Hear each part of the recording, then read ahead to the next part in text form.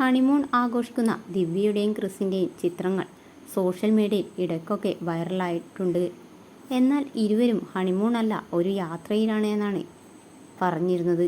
Honeymoon എന്ന് പറയുന്നത് എനിക്കിഷ്ടമല്ല, അതൊരു താൽക്കാലികം തന്നെയാണ്. ഞങ്ങൾ ഇന്നു മുതൽ യാത്ര തുടങ്ങുകയാണ് എന്ന് പറയുന്നതാണ് ഞങ്ങൾക്കിഷ്ടം എന്നായിരുന്നു ക്രിസും ദിവ്യയും പറഞ്ഞിരുന്നത്. ഇപ്പോൾ ഇതാ ഹണിമൂണിനിടയിൽ റൂമിൽ വെച്ച് ഒറ്റയ്ക്കൊരു ഡാൻസ് കളിച്ചെത്തിയിരിക്കുകയാണ് ദിവ്യ. കുറേയധികം നാളുകളായി ദിവ്യ ഇങ്ങനെയൊക്കെ ഡാൻസ് കളിച്ചിട്ട്. ഇത് കണ്ടപ്പോൾ ഞങ്ങൾക്ക് സന്തോഷമുണ്ട് എന്നാണ് പ്രേക്ഷകർ പറയുന്നത്. എത്രമാത്രം സന്തോഷവതിയാണെന്ന് ഇതിലൂടെ ഞങ്ങൾക്ക് മനസ്സിലാകുന്നു എന്ന് പ്രേക്ഷകർ പറയുന്നുണ്ട്. ദിവ്യയുടെ ജീൻസ് അണിഞ്ഞിട്ടുള്ള ഈ പുതിയ ഡാൻസ് പ്രേക്ഷകർ ഏറ്റെടുത്തു കഴിഞ്ഞു. ചെറിയ ഗാനത്തിനൊപ്പം ചേരുന്ന ചെറിയ സ്റ്റെപ്പുകൾ അണിയിച്ചായിരുന്നു ഇന്ന് ദിവ്യ എത്തിയത്.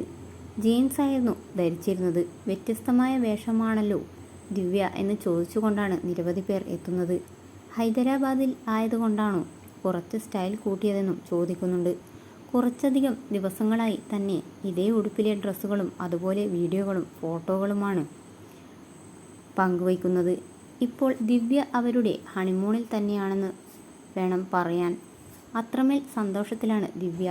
ജീവിതത്തിൽ കൈപ്പേറിയ നിമിഷങ്ങളെല്ലാം കടന്നുപോയിട്ടുണ്ട്. ക്രിസിൻ്റെ ഒരു സ്വഭാവവും അദ്ദേഹത്തിൻ്റെ ചിന്തയും വച്ചുകൊണ്ട് അദ്ദേഹം ഒരിക്കലും ദിവ്യയോട് മോശമായി പെരുമാറില്ല. എനിക്ക് ലഭിച്ചത് 3 കുട്ടികളെയാണ് എന്നാണ് ക്രിസ് പോലും പറഞ്ഞത്.